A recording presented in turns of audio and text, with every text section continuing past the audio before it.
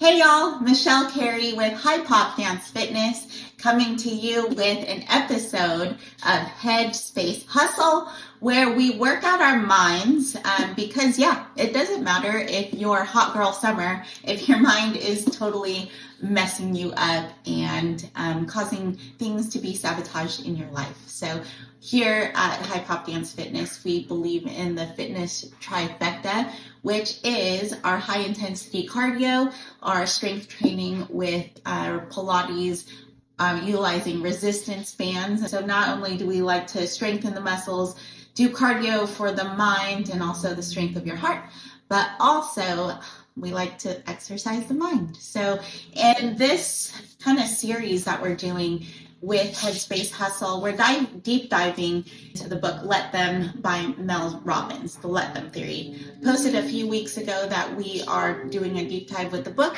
So if you have it already, you probably read through it, feel free to join in the conversation.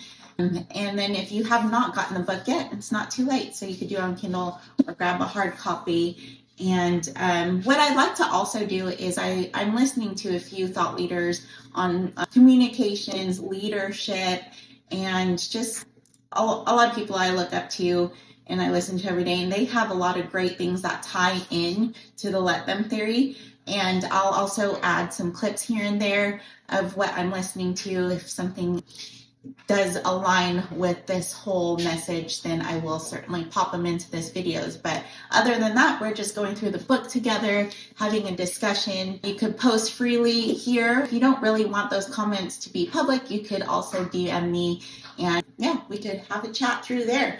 So let's go ahead and dive in. I heard about the Let Them theory a long time ago with people posting their tattoos online. And then just a few weeks ago, I listened to a podcast with Mel Robbins and she was talking about her book. And everything that she was saying, I was like, yes, yes, yes, that's me, that's me, that's me. I want to improve that because I noticed that me allowing people, just opinions of other people, if I could be completely transparent, has held me back in many things that I've wanted to do in my life. And I've, been able to break through that, but I've also noticed that I delay on decisions because I'm so afraid of what other people think. And so everything that she was saying in this podcast just made me realize, okay, that's something that's holding me back. That's something I need to work on. And so thus I'm going to get the book. Anyway, discussing the book with some of the gals after class, I just realized, wow, a lot of people struggle with this same thing. And why not have this book deep dive together? So let's go over perhaps chapter 1, chapter 2. I'm not going to really get into her introduction, although I thought it was very inspiring just because where she came from, $800,000 of debt, business debt, their restaurant business, I believe it was restaurant business, was going down, and she developed a method that helped her get out of bed and accomplish tasks and get out of this complete hole that she was in, and it changed her life. So just to kind of skim through that, she would count from 5, 4, 3, 2, 1, go, whatever it is, getting out of bed, making that phone call. Her method is just that. And it's funny because it does work, because I did employ that in the past with things I was afraid of. I used to cold call for when I did life insurance, and I would count down 5, 4, 3, 2, 1, pick up the phone. So anyway, not to get completely off topic, but it does work. So she talks about developing that early on in her career, and that's what blew her up. She was at a TED Talk, which TED Talks were not popular yet. In fact, she didn't even really know she was at a TED Talk, and she had an anxiety attack on stage, and she ends up just talking about 5, 4, 3, 2, 1 and how it's helped her. And that's the portion of her talk that went viral, and it completely changed her life. So I just love that because she thought she completely messed it up, but in reality, she was getting set up just for that Kairos moment where she intersects with destiny, and here she is now. But anyway, so that was very inspiring in the beginning of her book. But let us jump forward in chapter 1. Now, you're probably thinking, if you have not read any of the book yet and you've just mildly scratched the surface on the let them theory, you're probably thinking two things. One, wow, I've heard of this a long time ago. Mel Robbins is not the originator of it. And she actually admits that she's not, but she did end up, she's not only the only person also that wrote a book on it. I do love her take, and I have not read the other books on this let them theory, but I do love what she adds to it, which is the let me portion of let them. So, which is, I think, the most important part, because when you first think of let them, it feels like you could fall down this hole of bitterness, right? If you just use let them, and you walk through your whole life saying let them, who cares what people think, let them, you could get down a dangerous path of living a very lonely and bitter life. So that's why I love how Mel Robbins ties in the let me theory. And again, we'll dive into that. But as we get into the book, I don't think any book is 100% going to apply to everyone. You're just going to have to eat the meat and spit out the bones, on what you could apply to yourself. But I am proud of you that you're coming here and you're wanting to work your mind, will, and emotions. And I think one of the most important things in life to develop, and perhaps it's not as popular when people talk about this IQ, intelligence, what is it? Intelligence quotient or whatever, the Q.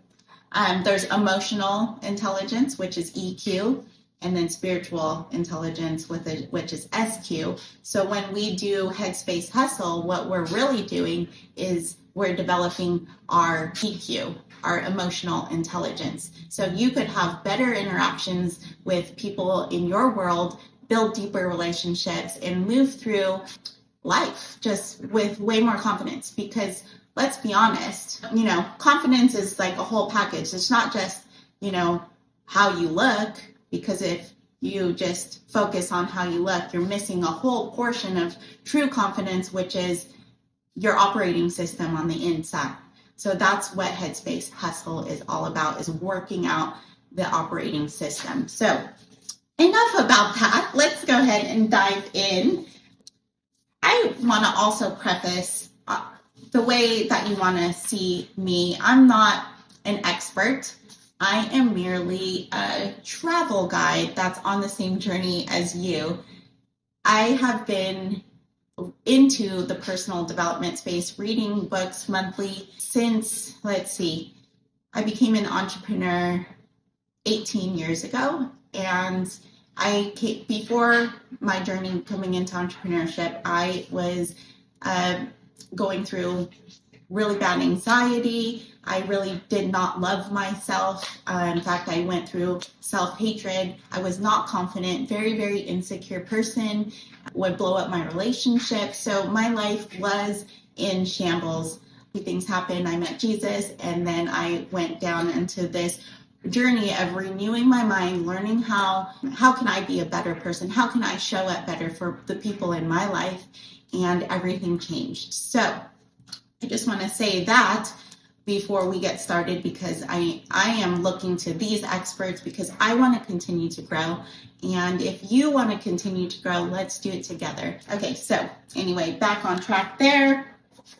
Let me go ahead and get into the part of the book. And I'm going to take off this because these, it's just kind of bulky and making things difficult. Chapter 1.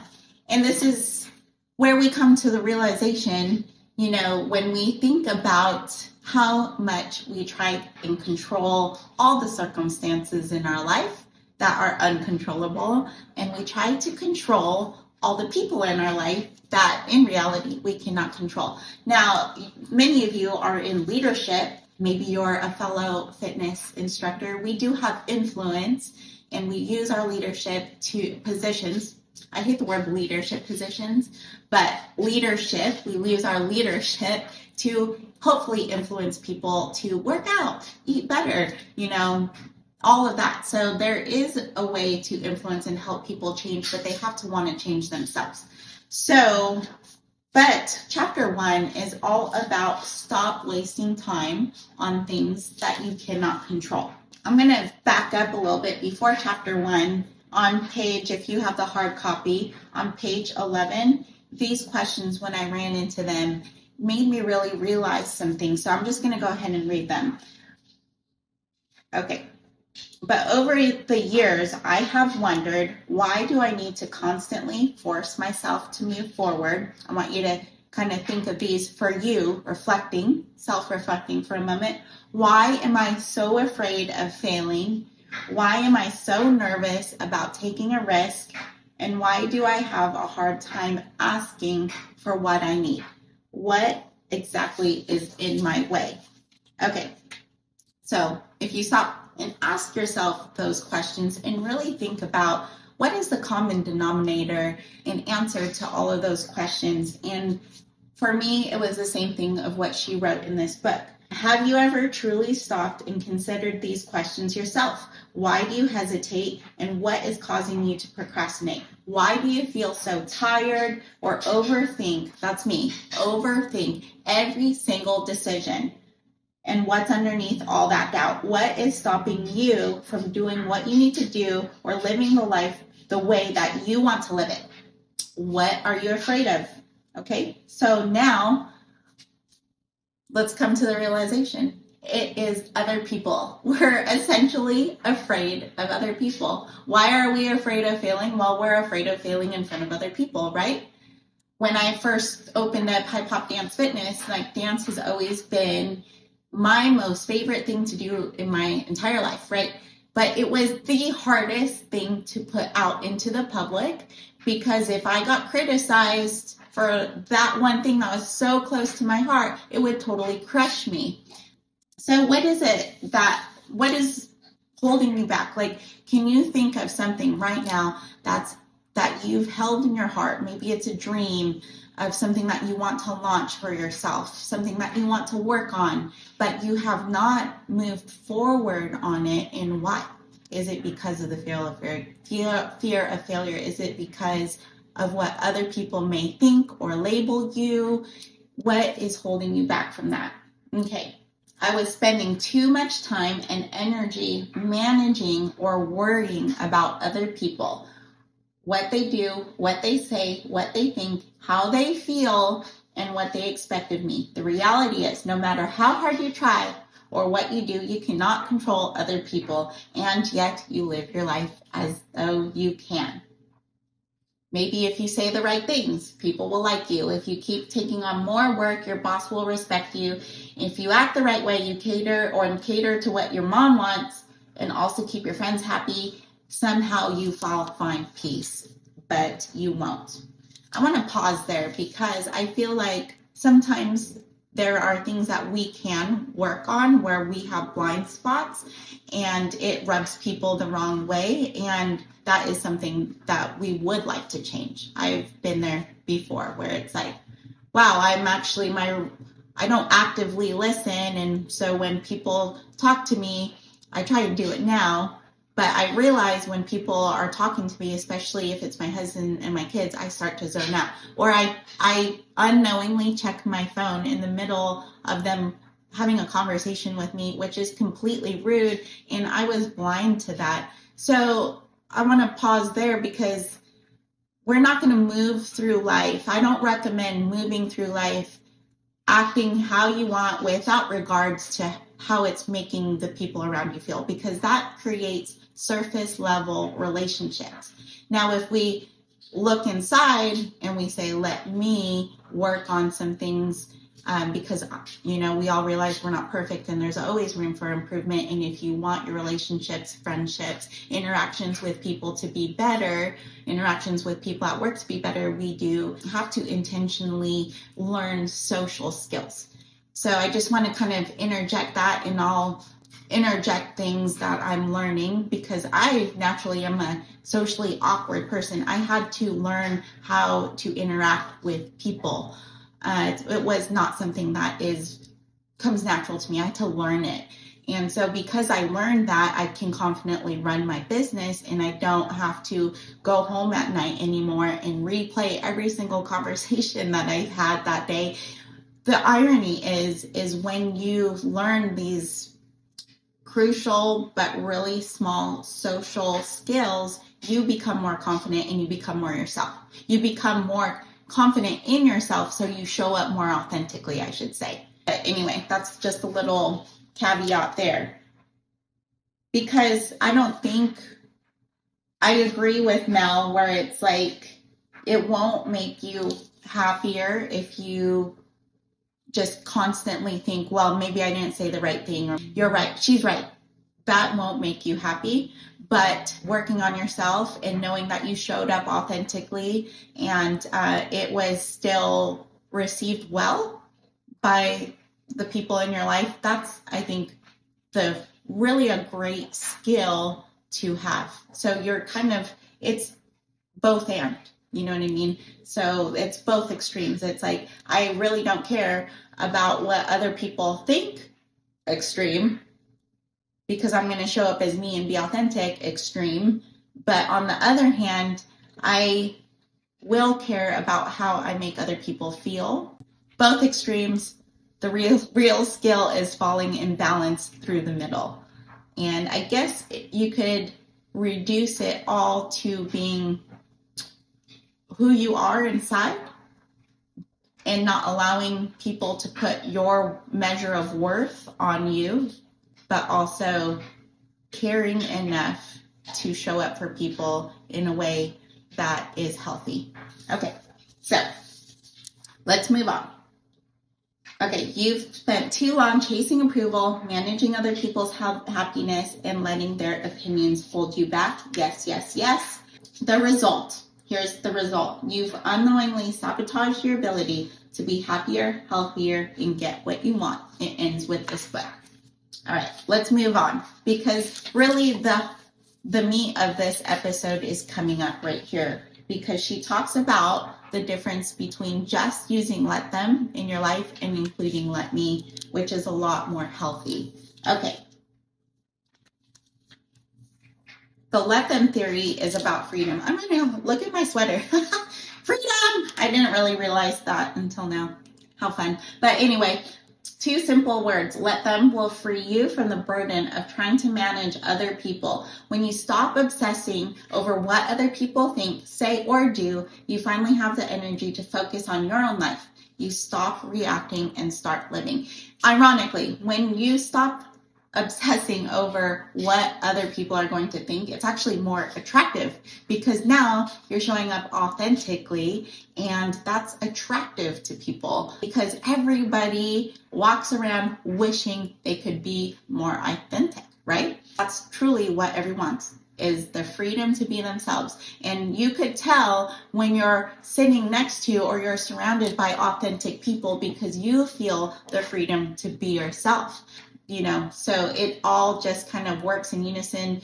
And what's that? Synergistically, when you're with people that are real, you feel like you could be real. You could put down all the masks. You could stop trying so hard and just relax. And that vibe is what ultimately is attractive. But okay.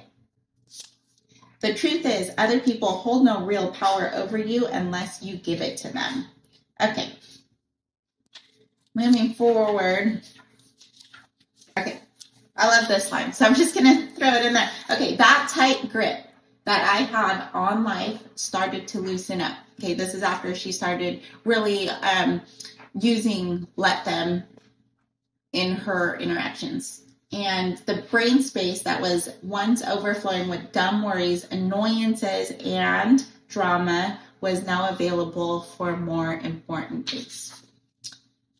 The more I said, let them, the more I realized that a lot of what I worried about wasn't worth my time, nor did I deserve my attention. Not everyone was worth my energy. It was liberating. All right, so yes, not everyone is worth your energy, but I will say there are a few people that are in your life that are truly worth the energy. You know, in relationships, there's going to be baubles in tough conversations. And using the let them and let me theory, you're just going to have to figure out, okay, who are the people that it's worth having those tough conversations with. And then there's people that's like, okay, well, can't change them, they're not willing to change, and I'm just going to move on. You've given them a chance. They don't really see their responsibility or side of it. It's time to move on from that relationship. So that's where the let them theory really takes hold of giving you freedom, is when you just let go, because you tried to do it on your end, but there comes a time where trying is exhausting, and it's just not worth it anymore. Time to let go. All right. Now, one thing I also want to share is there was this quote that hit me really hard, and I'm just going to insert it here. I saw it on Facebook. And it's by Jefferson Fisher.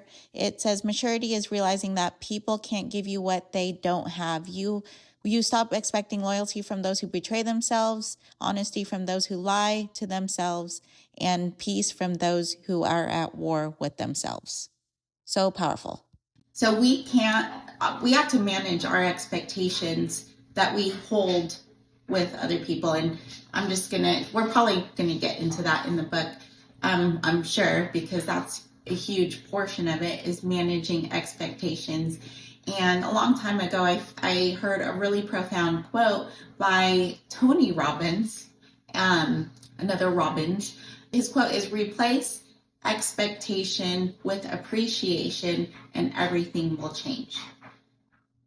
I'll say it again.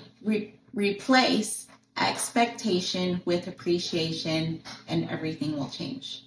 So let's just say someone in your life is showing up in a way that you don't really appreciate, but our expectation for them is up here, but they do a lot of other things that we could appreciate.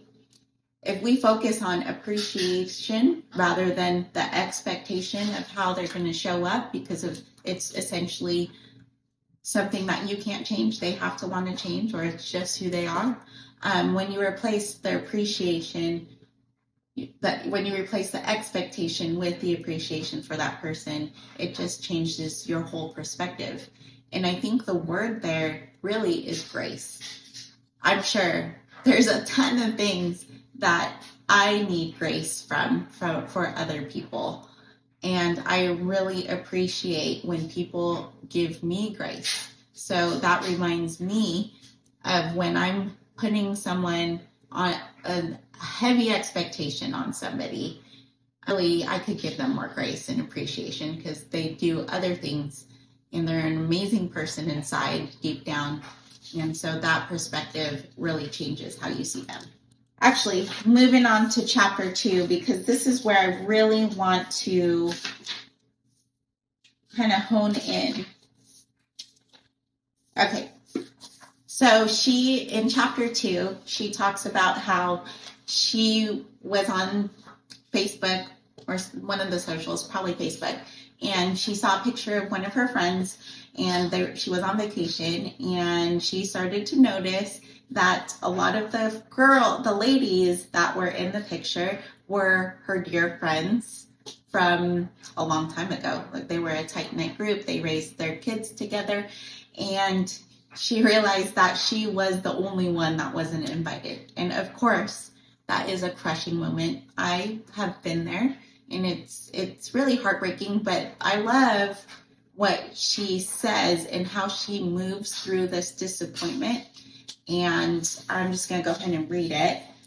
So, let them go on the trip. Let them take the weekend together. Let them have their fun without you. At first, those words felt like rejection, like I was giving in. But then I realized something important. Let them wasn't about giving in. It was about releasing myself from the control that I never had in the first place. Because here's the truth. No matter how much I tried to analyze the situation or how many ways I could try to control or fix it, nothing I did would change what happened. Their choice to go away didn't have to make me feel bad, but my attempts to control the situation were making me feel horrible. Let them. And just like that, the knot in my chest began to loosen. The pressure to fix this situation faded, and I realized that something that changed everything. Their weekend away had nothing to do with me. Okay, so she realized one thing. They didn't intentionally leave her out. The reason why she probably wasn't invited is because the last couple years she was busy building her business and did not reach out or spend any time with this group of friends. So they probably just didn't even remember to invite her. It wasn't anything of what, like, oh, I'm not good enough. I'm not worthy enough to be with them on this trip. It's just the fact that they didn't think of her because on her end of the responsibility, she didn't really keep up with those friendships. And in the end, the trip wasn't about her. I think a lot of times we get so far in our heads and think, oh my gosh, we're so inward in our own world. And we hesitate because we don't want to look bad in front of other people or fail in front of other people, or when in reality, people really aren't thinking about us. They're not thinking about us, which is so freeing. I always tell people in class, because we have these mirrors, and I like to rotate people where they stand. If they want to come up to the front, we encourage it. In fact, we use it as a tool to overcome some limiting beliefs, and it's worked wonders for people. And what I'll tell them is, most of the time, people aren't watching you. Even if you're in the very front row, people are not watching you because they're watching themselves. So you could just be free of any expectation, mess up, and own it. Laugh when you mess up, because we all do, and nobody's analyzing us. And if you are a prominent person and someone's analyzing you, take that as a compliment, because you are actually someone that probably has an audience or some influence in the world. Of course, we're always going to get some criticism. There's never going to be a perfect thing that you do that won't invite some other opinion or some criticism. It is completely impossible, because we are all completely different people with different backgrounds, thoughts, beliefs, ways we look at things through a different lens. Impossible. So do you. People aren't really thinking about it more than a couple seconds. I want to skip over to page 42. Okay, so without let them, inferior, jealous, insecure, left out, less than. Okay, so when we get into the situations where we're trying to control people, or we take personally everything that other people do, we could get into the status of feeling inferior, jealous, insecure, left out, and less than. Now, by saying let them, you have superiority. Stay with me, because I know for some of us that's like, oh my gosh, such cringe. I don't want to feel superior. Detachment, false control, and judgment. Okay, so the way that you use let them is to get you all out of that slump. So those are just a couple of words here. Let's go ahead and expand on what she means by all of that.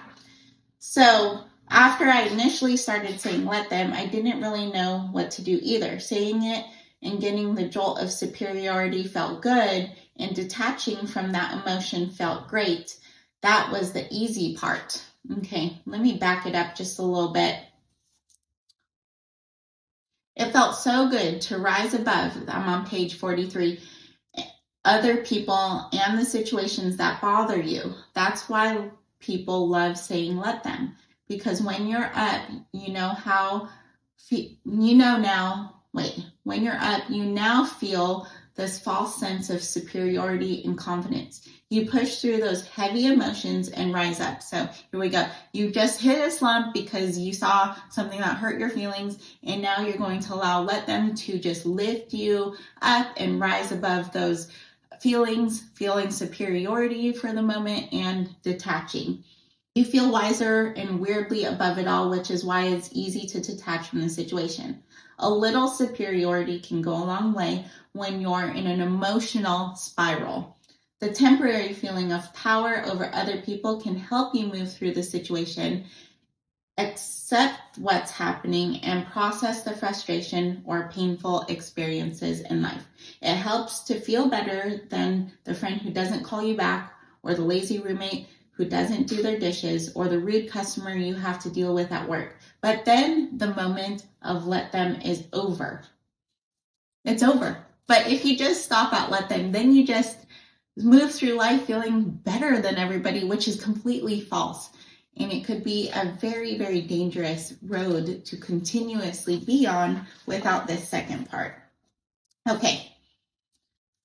If all you ever do is say, let them, let them, let them, it will lead you to feel more isolated.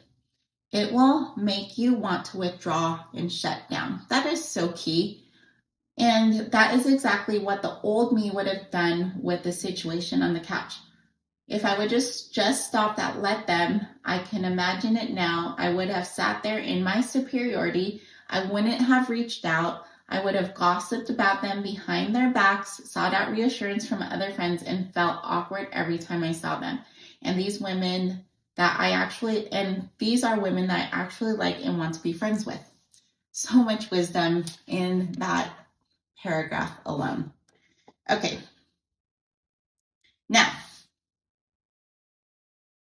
so let me ask you a question. How exactly is feeling morally superior going to help you create those great friendships? It's not. Saying let them simply relieves you of the hurt and pain you feel. Let's go over that again. Saying let them relieves you of the hurt and pain you feel, but only momentarily. It feels so good to blame other people and feel better than others. But as your friend, I feel obligated to warn you that if you do, all you do is say let them, you're going to find yourself without a lot of friends and without a lot of social plans and confused as to why this theory isn't working in your favor. And that brings me to the major discovery I made when I first started researching the theory. Let them is just the first half of the equation. You cannot stop there. The second critical part to this theory is let me. Okay, let me is your power move. And so before I got to that, I was like, yeah. And then I was like, wow, this is getting like kind of weird, and then she followed up with this, and it just made me have a sigh of relief, because the last thing that we want, and I think that's the whole thing of stoicism, is like moving through life unbothered. In reality, we all want to move through life just to be able to flow through life unbothered by everything that's happening around us, right? Goals in life. That's where I want to be. And then I started reading this book and the whole let them thing. I'm like, oh, I don't want to feel superior or better than people. I don't, you know what I mean? Like, I don't want to walk around being all bitter and stuff. And then she talked about the let me, and I was like, oh, sigh of relief. Because I started watching videos on stoicism, and I'm like, this is not me. I cannot do that. And I think for women, we're not going to totally detach from every single emotion. We just got to be able to manage it in a healthy way. So anyway, let me is the power move. That is why the theory works only if you say both parts. When you say let them, you make a conscious decision not to allow other people's behavior bother you. But when you say let me, you take responsibility for what you do next. Let me is immediately shows you what you can control: your attitude, your behavior, your values, your needs, your desires, and what you want to do in response to what just happened. It's the opposite of judgment. Let me is all about self-awareness. This is where your power lies: compassion, empowerment, and personal responsibility. Your friends who went away aren't better than you, and you aren't better than them. That is the crux of the let them theory. Let them and let me. The more you allow people to live their lives, the better your life will get. The more you control, you give up, the more you gain. All right. Let them theory is not about superiority. It's about balance. It's about making room for both you and someone else. It's about giving other people the space and grace to live their lives, and then giving yourself the same. So now saying let me, acceptance, understanding, compassion, responsibility, true control. I love that. Let me. And that's why we are doing Headspace Hustle, because let me do better, not only with my physical body, but also my mind, because they're all in cahoots with each other, right? Okay, now she's going to give us a couple warnings here, and it completely makes sense because we're not just going to let our kids do whatever they want. So let me theory or let them theory doesn't necessarily work with our kids with every single thing. And I think it depends on their age and how much personal responsibility you're allowing them in a healthy way. She already addressed, like, what if let them makes you feel lonely? Well, again, circling back to the let me, it's all about being self-aware. Where can I show up to improve these relationships that mean a lot to me? Some relationships you're going to have those tough conversations with, and they do get those tough conversations will strengthen the relationships that were meant to be strengthened. And then sometimes tough conversations just give you more insight into the relationships that you're going to have to let go. And I think that is it for this episode of Headspace Hustle. So I've only skimmed the surface on these chapters for this book.